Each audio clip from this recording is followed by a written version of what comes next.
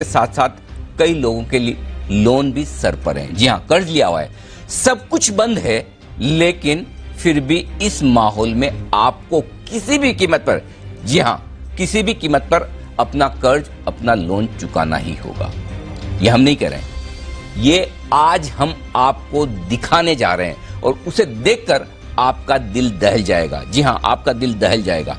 Tension, गालियां, धमकियां, रिश्तेदार और आपके माँ बाप से बदसलूकी, ये सब आपको सुनने को मिल सकता है और इनके डर से लोग सुसाइड करने पर मजबूर हो रहे हैं। जी हाँ, और ये सब हम किसी अंडरवर्ल्ड भाई के हफ्ता वसूली की बात नहीं कर रहे हैं, बल्कि ये गुंडागर्दी है छोटे लोन देने वाली कंपनियों की। जी हाँ, आज हम इन्हीं कंपनियों का पर्दाफाश करेंगे और आपको दिखाएंगे दिल दहला देने वाला ऐसा सच जो आप देखकर हैरान रह जाएंगे, दंग रह जाएंगे, परेशान हो जाएंगे। या लोन माफिया पर सबसे बड़ा स्टिंग ऑपरेशन, ऑपरेशन हफ्ता वसूली।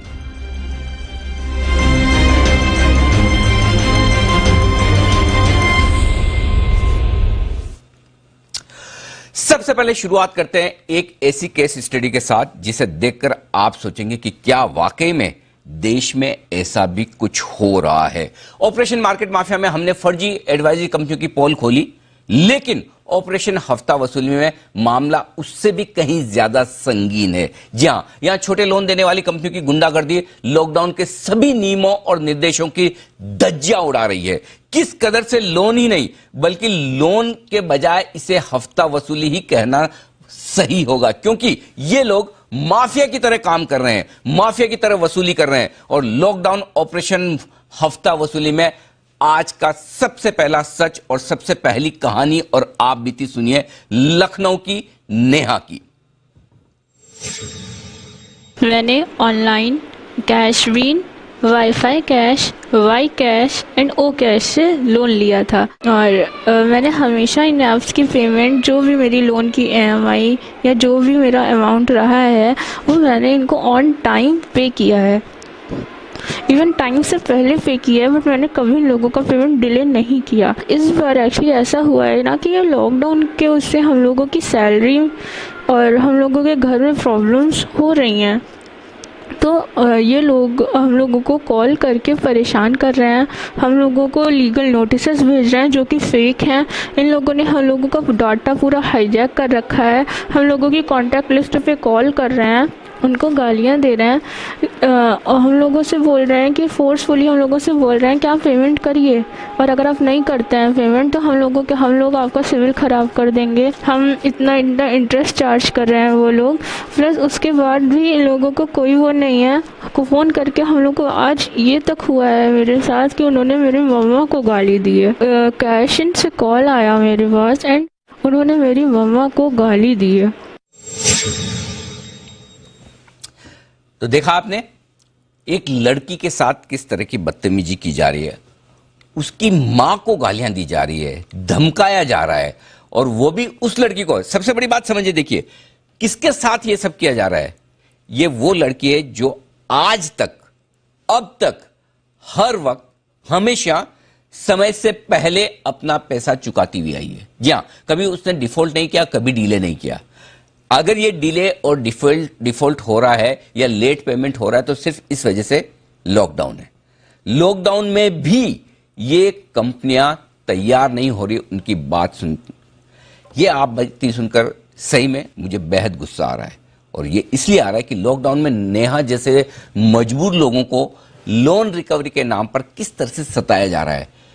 छोटे लोन देने वाली ये कंपनियां किस तरह से धमका रही हैं लोन लेने वाले लोगों को। आपने अभी सुना नेहा की कहानी, लेकिन क्या वाकई में नेहा को इसी तरह से धमकाया जा रहा है, या नेहा जो कह रही है वो सही भी है या नहीं, ये भी तो बात होनी चाहिए। आप कंपनियों के नाम देख रहे हैं जहां से उन्हें धमकियां आती हुई दिख रही है, लेकिन क्या वाकई में नेहा को इस तरह की धमकियां दिख रही है कि वो इतनी परेशान है? इसका सच अब सुनिए इस ऑडियो में। जी हां, ये ऑडियो आपको बताएगा नेहा और लोन देने वाली कंपनी की रिकवरी के बीच में किस तरह से बात की जाती है कस्टमर से, किस तरह से उनको धमकाया जाता है और उनसे पैसे मांगे जाते हैं। सुनिए। हेलो हेलो जी, कौन बोल रहे हैं? नेहा गुप्ता जी बात कर रहे हो आप? जी कर रहे हैं। गुड मॉर्निंग मैम, मेरा नाम सतेंद्र। मैम आपने एक लोन लिया था कैश से 2,000 रुपए का, जिसकी पेमेंट की डेट 12 दिन पहले की जा चुकी है। मैम पेमेंट नहीं करे अभी तक आपने। जी सर, ऐसी मेरी जी दिक्कत क्या आ रही है मैं जान सकता हूँ? जी सर, ऐसी मेरी सैलरी नहीं आई थी, तो अचानक पापा की तबीयत खराब हो गई, उनको हॉस्पिटलाइज कराना पड़ गया। इस वजह से मैं अभी पेमेंट नहीं करा Okay. पाई हूँ। जैसे ही लॉकडाउन हट रहा है तो मेरा अमाउंट अदर स्टेप है वो मुझे मिल जाएगा, मैं तुरंत आपकी पेमेंट करवा दूंगी।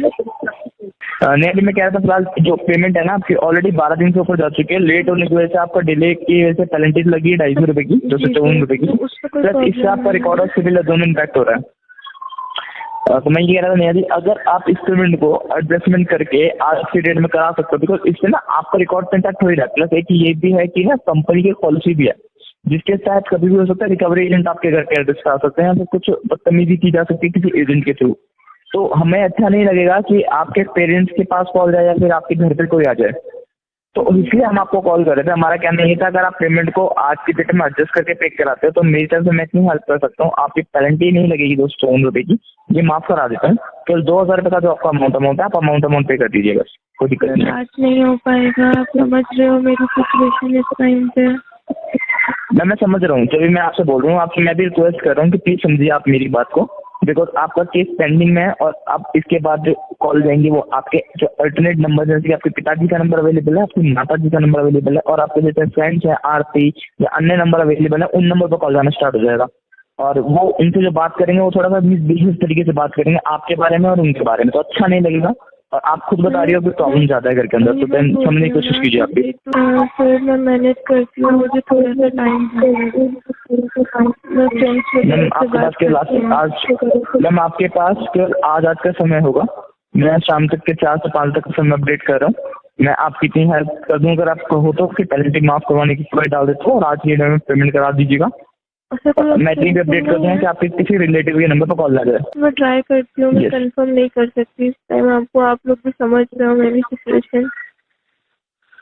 मैं हर चीज समझने के लिए तैयार हूँ, पर आप भी मैंने समझने की कोशिश की, बिकॉज 12 दिन तक कंपनी डिले कर सकती थी, हम 12 दिन के अंदर कंपनी कुछ भी कर सकती थी, लेकिन आप आपका पेमेंट नहीं करेंगे तो हम कंपनी को अपनी पॉलिसी लागू करनी होगी। देखिए फिलहाल मैं भी समझ सकता हूँ प्रॉब्लम्स को और आप भी समझने की कोशिश की हमारी को, क्योंकि पॉलिसी में चेंज नहीं होती, यू नो दैट थिंग। शाम तक का समय होगा, 4 बजे तक का पेमेंट करा दीजिएगा। इवन इसके बाद अगर कॉल आपके रिलेटिव या पिताजी के नंबर पे जाता है तो मैं वो चीज रिस्पॉन्सिबल आप हो गई, कंपनी को ब्लेम मत कीजिए। वो मत करिए, मैं बोल रही हूँ ना, पर मैं पेनल्टी वगैरह बियर करने के लिए भी रेडी हूँ, मुझे शाम तक टाइम भी। मैम पेनल्टी की बात नहीं है, मैम पेनल्टी की बात नहीं है मैम, ऑलरेडी 12 दिन हो चुके हैं नेहा गुप्ता जी, ऑलरेडी 12 दिन हो चुके हैं। कंपनी क्या करे बताओ, 12 दिन हो चुके हैं। आई एम सॉरी, हम कुछ नहीं कर सकते चीज में। शाम तक का समय होगा, 4 से 5 बजे तक आप पेमेंट करा देंगे तो बेहतर है, तो फिर बाद में हम आपके इंश्योरेंस बोलेंगे नेहा गुप्ता जी। ओके,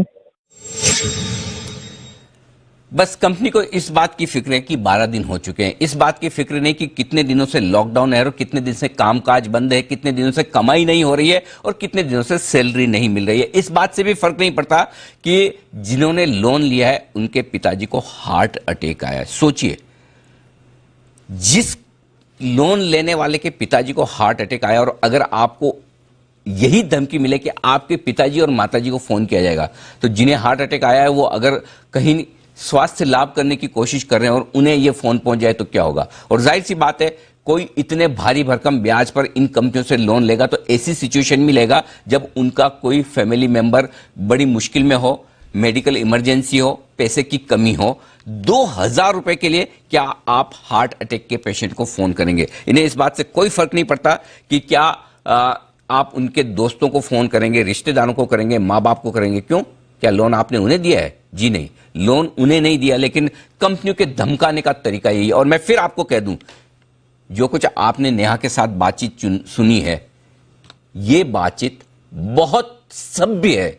यहां मेरे शब्दों को गौर करिए, बहुत सभ्य तरीके से की गई है।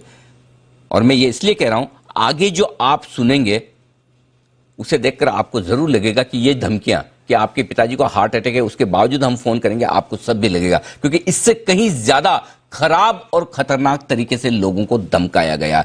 और ऐसा केस सिर्फ एक नहीं है, ढेर सारे हैं। आइए, ये लखनऊ का केस हमने आपको बताया। लखनऊ से आपको ले आते हैं मुंबई। मुंबई का हाल भी जरा देख लीजिए। यहां पर भी आप देखिए कि क्या कुछ होता हुआ दिख रहा है, जरा सुनिए।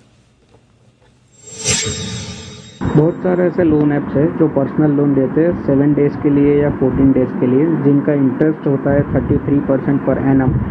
उससे भी ज़्यादा होता है उनका फाइल चार्ज। मान लो आप 4,000 का लोन लेते हो तो वो 3,000 रुपये आपको डिस्बर्स करेंगे, 1,000 रुपीज़ जितना उनका होगा file charge and processing fee.